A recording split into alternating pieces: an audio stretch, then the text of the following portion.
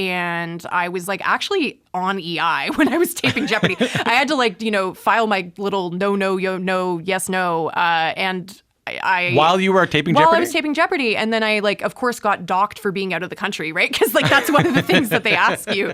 And it was funny because they're like, were you out of the country looking for work? And I was like, in a sense, I was out of the country chasing a fortune. But, like, that's not something the EI people want to hear, right?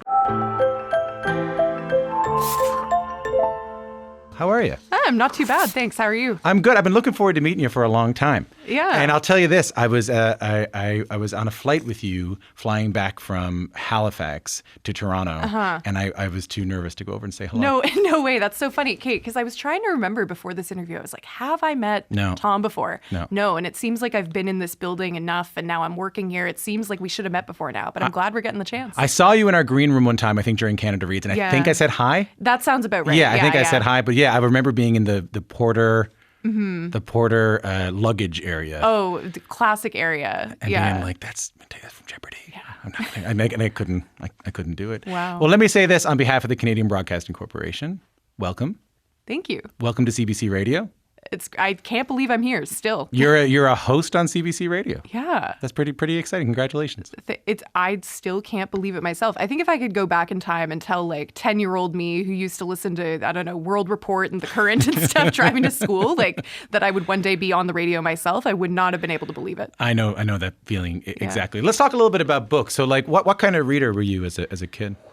Voracious reader. I started reading pretty young. I almost kind of before I can remember. It's one of those things, you have these childhood memories where really you just remember it because your parents told you stories so often. But I started reading when I was 3 years old, and basically you couldn't keep a book out of my hands. I was getting in trouble in school for trying to read books sneakily under the desk, getting in trouble at home for turning my light on after my mom had already told me it was time to go to bed.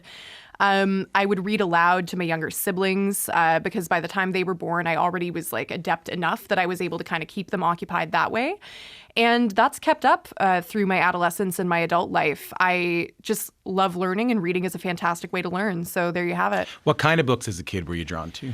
I would say it's funny, like my reading as a child has basically nothing to do with my reading as an adult. I definitely used to read a lot of kind of fantasy. I was a big series reader. I was into the Magic Tree House books. I read Harry Potter. I was reading the Geronimo Stiltons.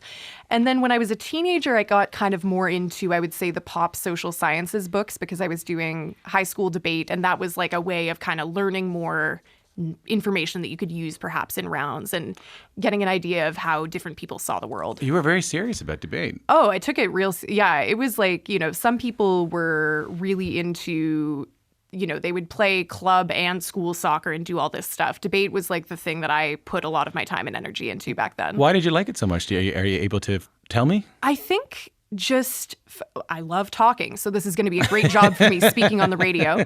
But I think this sort of exchange of ideas, getting to perhaps take a position that you didn't agree with, meeting people from different parts of the country and from around the world eventually when I started competing internationally, kind of learning about how they saw the world. I feel like it can, at its best, develop a profound sense of empathy in people who do it, because you have to just sort of put yourself in another person's shoes. Think about, okay, I don't really believe this, but I need to argue as though I do. Why might a different person feel this way about a particular topic? Great qualities for an interviewer, great qualities for a CBC radio host. Yeah, it's funny. Like, I didn't go to journalism school or anything like that. Yeah, but I think, you take lessons with you from every job that you ever do, right? And it's been interesting learning some of the technique and perhaps more formal interview, basically like tactics, skills, realizing that I had maybe accidentally developed some of those skills when I was a lot younger. I know what you mean. I did folklore in university, and so I had spent a lot of time going around like interviewing, or not thinking I was interviewing, but like talking to folks who had made quilts or had made like kettles or had done craft work or sang songs, and just getting to know them. And then I remember I was 3 years into hosting the show before I realized that I was like, oh, I think I already know how to do some of this stuff. Yeah, totally.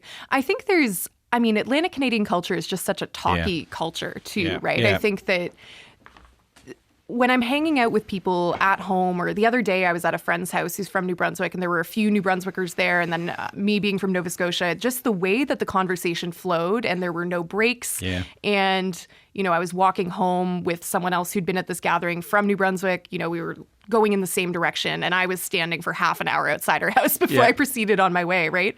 The idea that it's difficult to have a conversation or difficult to ask questions, just kind of like, I don't feel that way at all. It's the most natural thing in the world. You can't really be like that back home at all. You have to be able to have a chat with anybody. Exactly. I remember, I knew you from Jeopardy, but Canada Reads is where I first really got to hear you as you. And I remember you represented Ducks, right? Kate Beaton, a fellow Nova Scotian. I just saw Kate last week. Oh, no way. One of the best books I've read in a decade. It was Kate's graphic novel about her time working on the oil sands.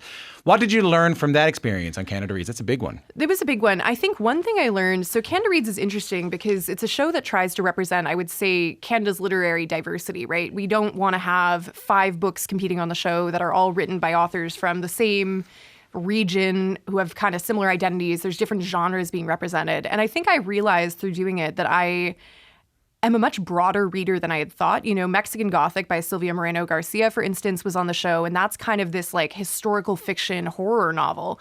Not something I would have ever thought to pick up, but I really found myself enjoying it and finding that it had a lot to say and you could learn a lot from it.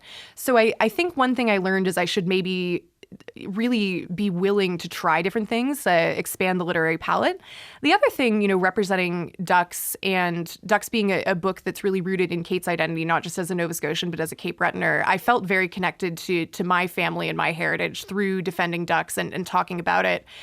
Both of my parents are from Cape Breton. Are they from where? Yeah, so my mom is from Ingonish, my dad was from New Waterford. So different sides of the island, totally different vibes. But yeah, one of the coolest things, I remember the first sort of pages of Ducks, there's a map of a lot of the different significant locations where you see Mabu, where Kate's from, you see Fort McMurray and different communities up in northern Alberta where the oil sands are. But there were a bunch of people that she worked with and met up in Fort Mac that were from New Waterford. And I was like, hey, that's an important town. Like, finally, New Waterford's getting some shine. Like, no one has anything to say usually about New Waterford. So I was excited that she did. I guess as someone I know as knowing facts, like as I know you from, I first got to know you from Jeopardy. Are you much of a fiction reader? Because so much of this job is fiction as well. Yeah, I mean, it's funny. Like, I definitely was a fiction reader as a kid, for sure. Yeah. And then I think I kind of fell off of that as an adolescent. I had really this approach of like, I'm a serious person. I really was desperate to be taken seriously as a teenager. And part of that was seeing reading as something that was just sort of like a utility proposition of I'm going to read because I want to learn facts about the world and expand my mind. Yeah. But what I've realized, I would say, especially since I graduated university, I finished university June 2020. Not a good time to graduate school. I would recommend, if you have the option to not do that, don't.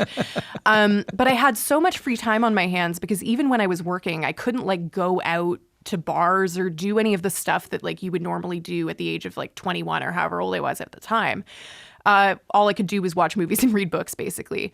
And I thought, you know, I've taken such a break from reading fiction. I want to get into the classics and also sort of catch up on contemporary literature. And what I found was that fiction also has so much to say about the world. You can learn a lot from it. It can shift your perspective, you know, and also like if you're reading, say, a piece of historical fiction, there's going to be facts in there about whatever place and time it's set in that maybe are going to spark a desire to go down some kind of Wikipedia rabbit hole where you learn a lot of that more factual information. So this idea that like nonfiction is the useful reading and, you know, you should be reading like the 48 Laws of Power or whatever and trying to like optimize your life. And fiction is just this sort of like pleasurable, you can take it or leave it. I don't really think is true. I think they're both incredibly important to engage with. So talk to me about this show, Bookends. Congratulations on it. What do you want it to be? So my hope for Bookends, first of all, it's an author interview show. So it's not so much a book review where you're just going to hear like, I read these books and we're talking about them. We want to talk to the people that are actually creating the art, getting their perspective on what drove them to make it. What do they hope it has to say? And I think as well, for me, what I find interesting and sort of going back to what I was just saying about fiction being a way that we can expand the ways in which we look at the world, that we can use it as a way to learn about maybe topics that we don't expect we're going to learn about through fiction. I think that literature is political, it's cultural, it's more than just like a craft, right? It is a craft, and we want to talk to authors, I think, about the way that they put sentences together, the way that, you know, they might use like are they using first person, like are there multiple character perspectives that are being reflected? How do they move around in time in a book? Technical things. Technical things. We want to talk about that. But for me, I think I want to use literature as kind of a way to get authors' perspectives about like what's going on in the world, right? Like with Ducks on Canada Reads, for instance, that's a book that's a work of memoir, but it's not just Kate like telling her life. It also has a lot to say about the environment, about like sex and gender discrimination in the workplace and sexual violence. It has a lot to say about Indigenous land rights. And some of the works of fiction that we've talked about with authors so far in the interviews I've put down on tape, I think also have so much to say. Like Martyr by Kaveh Akbar was one of the first books I interviewed about. And Kaveh was just a wonderful interviewee, like so open. And this is a work of fiction, but I think it has so much to say about like, how do people overcome like just existential crises? Like how do you get out of living with depression? How do you get out of living with grief over the loss of a parent? Like I found it to be quite an instructive text, even though it was a completely like fictional, whimsical, made-up story. Fiction has this ability to, if I'm hearing you correctly, you can learn a lot about the world from nonfiction, and certainly that's going to be a part of the show as well. I'm guessing. Absolutely. But with fiction, with these authors that you're doing, you're able to not just understand the world around you, but how people experience it, about the feelings they feel when they feel it through. You're able to grow your empathy, grow your compassion. Yeah, exactly. I think, you can read a book and see yourself. There's kind of this idea of like literature as a window versus literature as a mirror, right? There's some books that you can read and you really see yourself reflected back. It's a book where you're like, this happened to me. I can relate to this. And then there are other books where maybe it has completely nothing to do with anything that's happened in your life at all, but you get to understand something perhaps about the author's cultural context, where they're coming from, about maybe this isn't something that I've gone through, but someone in my community has experienced something like this in their life, and I can maybe now understand that better by reading this fiction. I'm asking this in sort of a selfish way because I don't get to talk to many people who do jobs like this one. Has this changed your relationship with reading for pleasure at all? I think, I think, it's interesting because now I'm getting to read fiction for work, which makes my pleasure reading perhaps veer towards the more nonfiction practical stuff. Because if I'm going to read this more kind of like artistic, creative stuff for my job, it's almost like I want to read something different when I'm off the clock, I would say. I found when I started doing this job, I can't really watch new TV or movies anymore because it's all work. Yeah. And it just sort of like ephemerally feels like work. Yeah. So I've started watching sports. Oh. I was never a big sports watcher growing up, you know what I mean? And something changed when I started hosting Q. I started watching, and I thought about it afterwards, and I think it's because it's the only thing I don't cover. Yeah. So it's kind of like you can turn your brain off a little bit. Maybe. Yeah. You're going to start reading like Archie comics. Yeah. No, it's funny. I actually have been watching a lot more sports lately as well. Not because of this job. It's like my partner watches a ton of sports. And so I'm like, oh, okay. Like happy wife, happy life.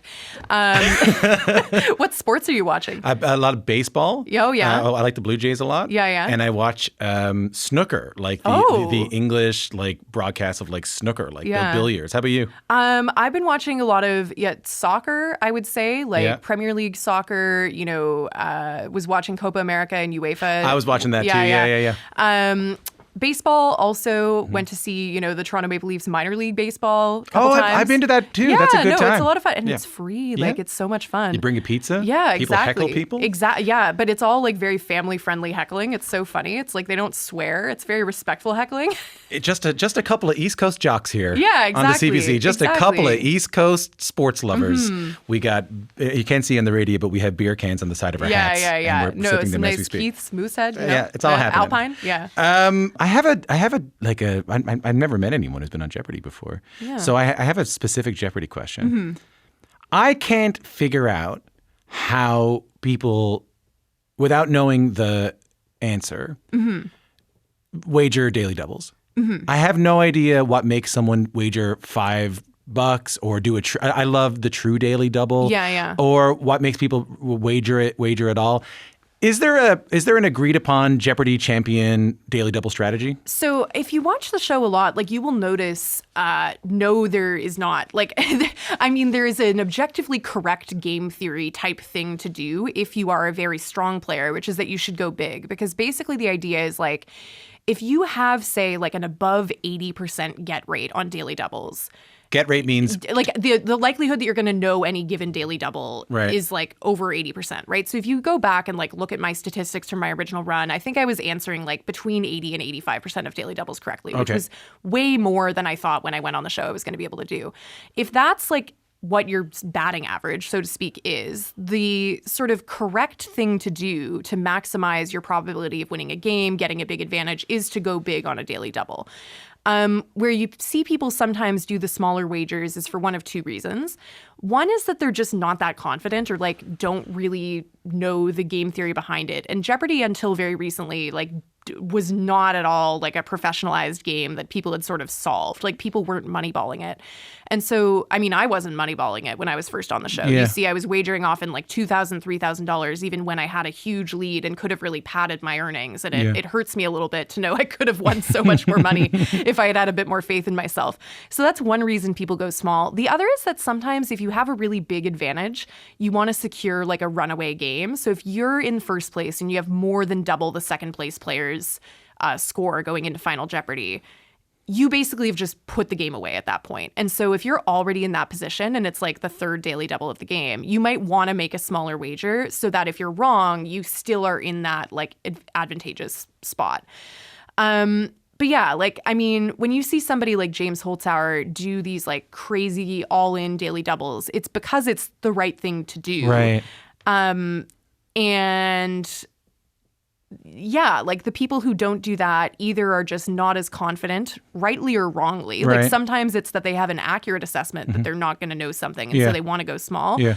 But sometimes it's like they really should be going big, and they're just like naturally uncomfortable with wagering large amounts of money, dollars, points, whatever, because it's like not a situation most people ever find themselves in. Right. They're not natural gamblers. I understand. No, exactly. Yeah. Like, you know, James is like a weird case because he was a professional sports gambler before he was on the show. Oh, right. Yeah. Right. But for me, I was like, like a year and a half out of university. I was working part-time tutoring the LSAT. And I was like actually on EI when I was taping Jeopardy. I had to like, you know, file my little no, yes, no. And I while you were taping Jeopardy? While I was taping Jeopardy. And then I like, of course, got docked for being out of the country, right? Because like that's one of the things that they ask you. And it was funny because they're like, were you out of the country looking for work? And I was like, in a sense, you know, I was out of the country chasing a fortune, but like that's not something the EI people want to hear, right? You know, so I was not in a position where I felt comfortable like throwing around like house money because it meant something to me really concretely, that if you were more financially comfortable or more used to wagering money, like you would just realize that the right thing to do is to go big. But you needed that money. That was like gonna, you know, it's funny, like the first thing that I said when I won my first game was like, oh my God, I can pay off my student loans. Yeah. And then of course, right at the same time was when the government made the federal loans interest-free forever. So I never actually did pay it off. I was like, there's no point. Like I can just improve my credit score by keeping this open. So, last Jeopardy question, because I'm aware of the time. How many do you tape in a row in a day? So the standard is 5. How do you deal with mental fatigue? I just find that when I do this job, if I do, and you're going to find, I think, doing your job, I can do about 3 interviews a day. And then the end of the third one, I'm starting to forget things. My brain is just starting to get a bit tired. And if I had to do an event in the night, I just have a lot of mental fatigue. Yeah, totally. Are there techniques of how to deal with mental fatigue when you're taping 5 episodes of being asked questions or being asked answers in a day? Caffeine. Basically is what it is. It is really tiring. And especially when I was first doing the show, there were still COVID protocols on set. And you would have to get there. They would give you a contestant briefing every day because, of course, most of the people that are there have never done it before. So you have to tell everybody all of the rules. And there's all this legal stuff that you have to go through, paperwork to sign. And so you would show up at set at like 7:30 in the morning. And I was not leaving until like 6 in the evening, right? So that's a long day. Yeah. So a lot of it is just kind of knowing how to conserve mental energy during the times where you're not on stage. Napping? You can't really nap. Have I ever taken a nap there? I don't think so. I have like laid down on a couch, or like if there's a long stop down in taping, which usually there isn't, I have actually laid down on the floor of the set before, but that was on my like 8th trip down. I was pretty comfortable by that point. But no, people who have been on the show a lot and are returning contestants will have kind of their pet forms of caffeine and snacks and ways that they kind of keep energized. And yours? There's these like cans of cold brew that they sell at Trader Joe's I will buy. Some people have like Red Bull, and there's always a debate of like how much sugar-free Red Bull versus regular Red Bull to keep in the green room for different people. Dried mango slices I tend to eat down there a lot. So that sort of thing. And then just like crashing when you're done for the day, right? Just trying to get as much of a good night's sleep as possible. But it is fatiguing. And I think the like high school debate tournament experience was helpful with that, because I was used to doing, I might do when I was like 13, 14, 15, 5 rounds of debate in a row, where similar deal, you like go to your whatever university campus and you're there for 12 hours. So it wasn't a new thing for me, even though the TV aspect of it was new. Well, thank you I've been wondering these questions for, I want to say 25 years. Yeah. I appreciate you demystifying it for me a little bit there. It was funny, like when I was on the show, the other thing that people don't realize is like how far in advance it's taped. And so there's often like, with the sort of regular syndicated version of Jeopardy, there can sometimes be up to like a 3-month gap between when you tape the shows and when they air. And so my original run was airing in April and May of 2022. And I was like walking around town and people were starting to recognize me because of the extent of the media coverage. And they'd be like, oh, why aren't you in Los Angeles? Don't you have to play another game tonight? And I'd be like, nah, that was taped in February. Like, Could they watch whether you were driving a Ferrari or not and being like, I think they won? Well, they don't actually give you the check until after everything's aired. Oh, okay. No, and I don't own a car. You couldn't be wearing a top hat and a monocle and they'd be like, Mattea's changed a little bit. They must have won. I like got recognized on the bus maybe about a month ago. And the woman, it was actually funny.